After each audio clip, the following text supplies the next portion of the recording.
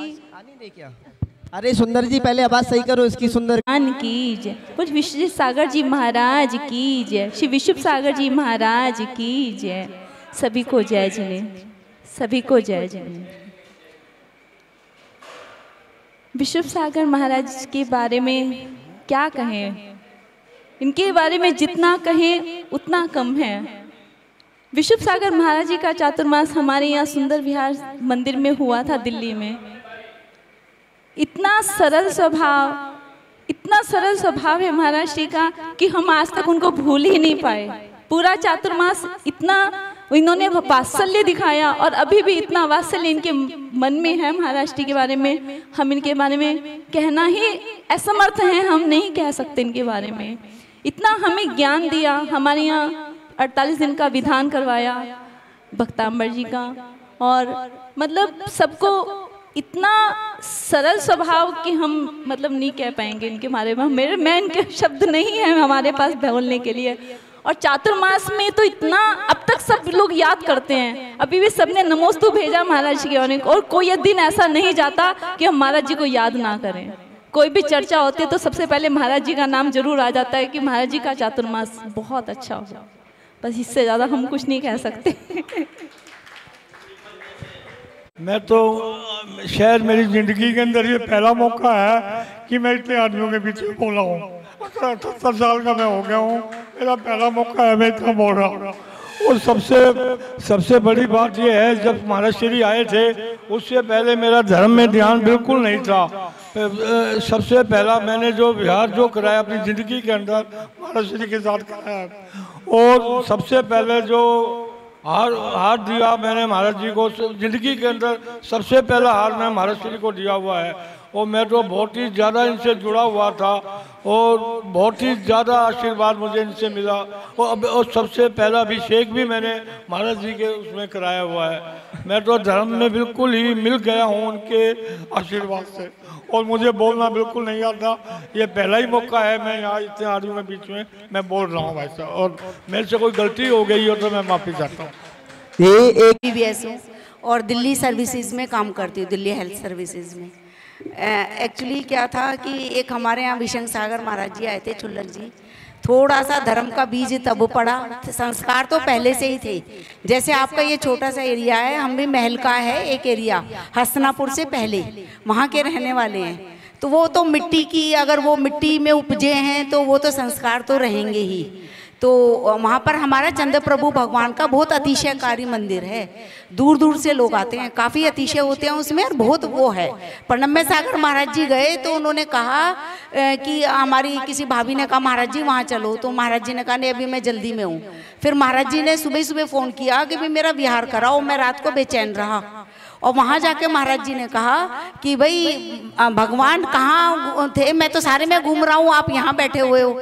काफ़ी अतिशयकारी मंदिर था, मैं कहीं जाती हूँ उसकी चर्चा जरूर करती हूँ क्योंकि वो मेरी मिट्टी है। और महाराज जी के आने से जो विशंक सागर महाराज जी ने बीज डाला था ना, वो ज़्यादा वो पौधा बन गया, वृक्ष बनने की तैयारी में है। वृक्ष तो खैर तभी बनेगा जब दीक्षा ली जाए और बाकायदा घर छोड़ा जाए, सब कुछ वो किए जाए। पर महाराज जी ने जैसे कहा ना कि भाई सब लोग जुड़े, महाराज जी की एक महानता है ना कि सरलता है। भाई हमारे बच्चे हैं, वो कहते हैं कि भाई महाराज जी दूर रहो, शुद्धि, ये तो बच्चे जुड़ नहीं पाते क्योंकि बच्चों ने तो ये सब देखा नहीं। महाराज जी सरल थे। मेरा बेटा जो कि कभी नहीं मंदिर जाता था, मैंने उसको लेके आई और कहा कि बेटा तू बैठ जा। वो पढ़ाई लिखाई में बिल्कुल जीरो, और उसको 12th का रिजल्ट आना। मैं कहूँ भाई तू ऐसा कर, धर्म की तो शरण ले ले, चल तूने पढ़ाई नहीं करी, पुरुषार्थ नहीं करा। वो जाके बैठता, मैंने कहा तू समझ नहीं आता ना, नीचे मुंह करके बैठ जाया कर, महाराज जी की पिच्छी लगवा लिया कर। आप यकीन नहीं मानोगे, कुछ तो उसका पुरुषार्थ भी होगा। 12th में भी बहुत अच्छे नंबर आए, नीट में भी उसने क्लियर कर लिया, अच्छी एलिजिबिलिटी थी कि उसको डेंटल कर रहा है वो मेरा बेटा, 3rd ईयर है BDS में। तो मैं तो ये सब धर्म की प्रभावना ही बताती हूँ। मैं तो हर एक से कहती हूँ, मैं बेटा बैंक में ना पैसे नहीं मत रखो, बैंक में पुण्य रखो। पुण्य होंगे ना पैसा भी आ जाएगा, सारी सुख सुविधा भी आ जाएंगी, और धर्म के मार्ग पे भी आगे चलना बहुत जरूरी है। बस इतना ही कहना चाहती हूँ, सबको बहुत बहुत जय जय। हाँ, हमारे बीच में भगवान की 2500 साल पुरानी है आदिनाथ भगवान की, और 1500-1600 साल पुरानी है हमारी पार्श्वनाथ भगवान की। और अभी भी हमारे मंदिर में 5 मोक्ष भूमियाँ बन रही हैं, जैसे समय शिखर, चंपापुर, पावापुर, गिरनार जी और एक ये समय शिखर जी, ऐसे बन रहे हैं। तो उसमें भी हमारी 27 प्रतिमा जी वहाँ पर विराजमान होंगी। वो शायद विरले ही होंगे, 2-4 जगह और होंगी, लेकिन हमारे दिल्ली में तो पहली बार बन रही हैं वो। तो आपका कभी भी मौका लगे तो आप सुंदर विहार जरूर आना। मंदिर सुंदर विहार जैन मंदिर है, तो आप जरूर वहाँ पर पधारिए। हाँ, बहुत ज्यादा नहीं, वही बहुत ज्यादा। निशा जी को उषा जय बोले देवादिदेव 1000 श्री आदिनाथ भगवान की, जय बोले परम पूज्य आचार्य भगवान 108 श्री मान तुंग जी महाराज की, जय बोले आचार्य भगवान 108 श्री विराग सागर जी, विशुद्ध सागर जी, विशुद्ध सागर जी महाराज की, 2.5 में विराजमान 3 कमनो कोटि समस्त मुनि महाराजों की, अहिंसा मैं विश्व धर्म की।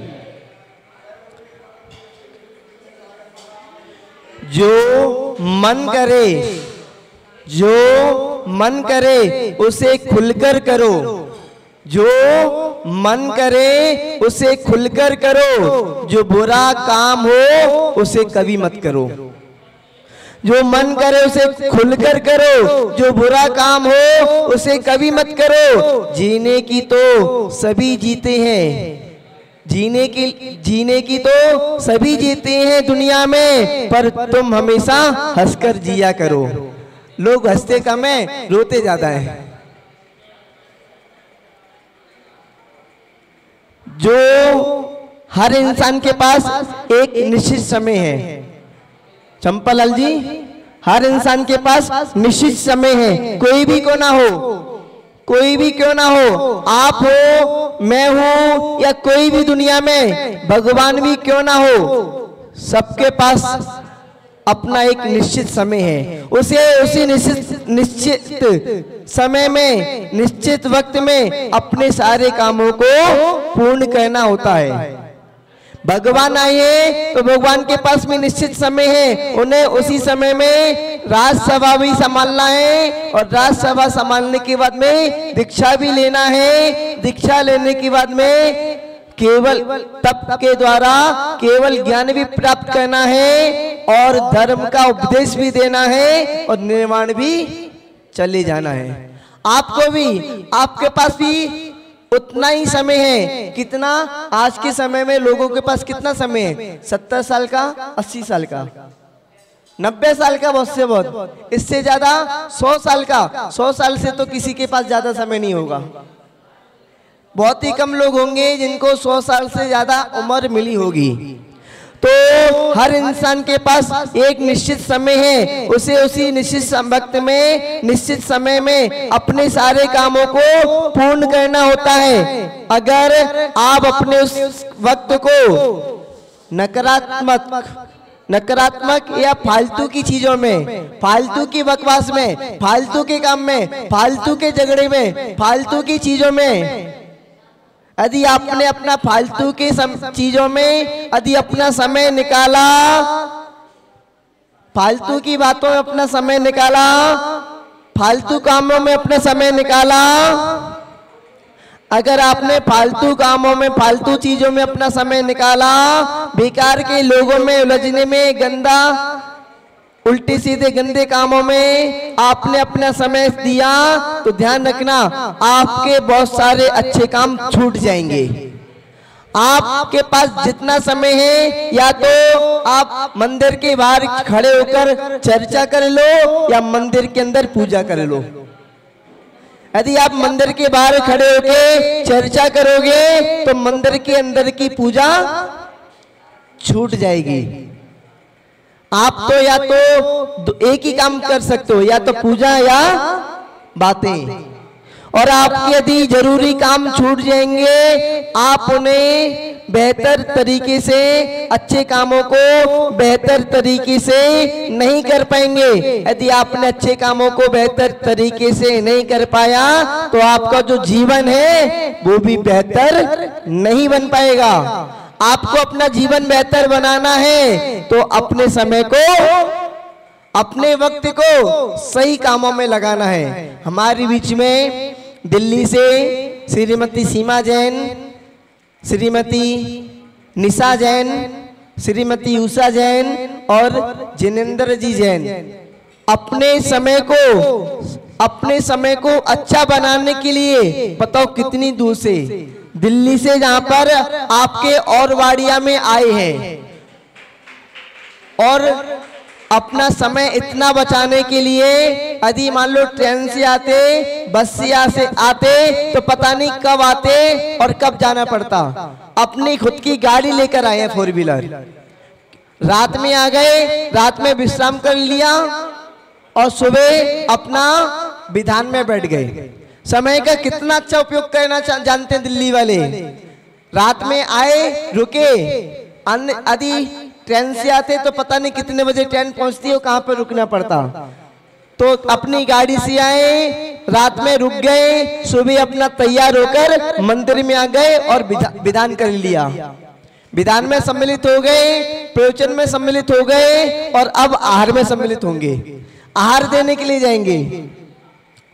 तो अपने पास समय उतना ही है, आप कुछ भी काम करो, अच्छा काम करोगे तो आपका जीवन अच्छा बनेगा और फालतू के काम करोगे तो आपका जीवन फालतू में हो जाएगा।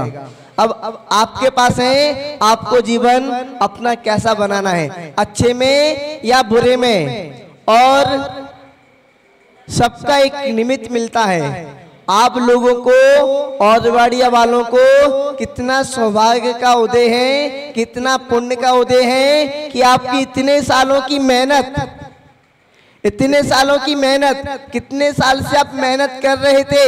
और तो और आपके और वाड़िया के इतिहास में पहली बार किसी मुनिराज का चतुर्मास हो रहा है। और मुनिराज का चतुर्मास हो रहा है तो आप जितना फायदा उठा सकते हो, जितना लाभ ले सकते हो, उतना लाभ लेने की कोशिश करना। हम पूरा आपको समय देंगे। जैसे सुंदर विहार में सीमा जी ने सुबह, दोपहर, शाम तीनों टाइम मंदिर में आती थी। दोपहर में कभी कभार आती थी, सुबह और शाम के समय आती थी। और आहार में पूरे 4 महीने में 1-2 छुट्टी मारी होगी, शायद एक भी छुट्टी नहीं मारी। हाँ, पूरे 4 महीने तक एक भी छुट्टी बिना मारे हुए पूरे 4 महीने तक मुझे उन्होंने आहार भी दिया। पूरे 4 महीने तक एक भी दिन का कोई गैप नहीं, लगातार 4 महीने तक आहार दिया और लगातार 4 महीने तक अपना विधान कराया और लगातार 4 महीने तक शाम को भी आई। एक भी दिन का उन्होंने ना तो छुट्टी ली और ना किसी प्रकार का आने का निषेध किया और सबको जोड़ के रखा इन्होंने अपनी समाज में। और निशा जी डॉक्टर है पेशे से, तो उनको अपनी क्लिनिक में जाना पड़ता है, पर क्लिनिक में जाना पड़ता है उसके बावजूद भी जितना समय इनके पास मिलता था उतना समय हमको देती थी। और हाँ, उषा जी के घर में थोड़ी सी तकलीफ थी। घर में उनके पतिदेव थोड़े से स्वास्थ्य ठीक नहीं रहता था और बहुत ज्यादा संघर्ष में उनका जीवन था। उसके बाद में भी प्रतिदिन दर्शन करने के लिए तो आती थी। और एक दिन उन्होंने 48 दिन तक तो नहीं, 1-2 दिन तक विधान में बैठी और अपनी तरफ से भी विधान कराया। और जिनेंद्र जी, उनका कहने क्या, निमित्त मिलता है आगे बढ़ने का तो आगे बढ़ जाते हैं। जिनेंद्र जी को निमित्त मिला सुंदर विहार में चतुर्मास का हमारा, तो उन्होंने भी आगे बढ़ने के लिए कोई कसर नहीं छोड़ी। 75 साल की उम्र में पहली बार इन्होंने हमको आहार दिया, पहली बार हमारा विहार कराया, पहली बार भगवान का अभिषेक किया, पहली बार विधान किया।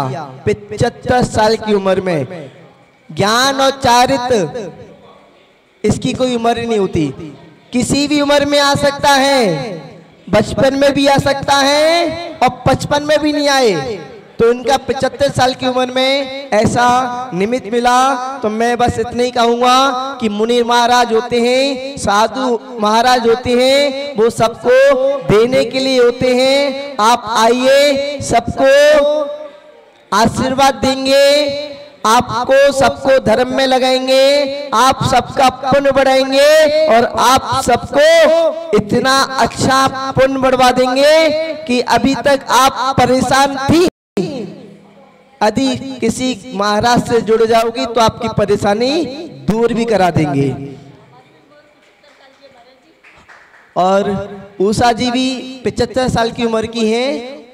अपना जितना समय मिलता है उतना वो अपने धर्म कार्य में लगी रहती हैं। हाँ, और उषा जी यहाँ पर बता रही हैं सभी लोगों को सुंदर विहार आना है, और हमारा भी बोल रहे हैं कि हमको भी सुंदर विहार आना है और दिल्ली आना है। तो अभी साधुओं का ऐसा होता है, साधुओं का चलते फिरते रहते हैं, आज यहाँ पर तो कल कहाँ पर पता नहीं।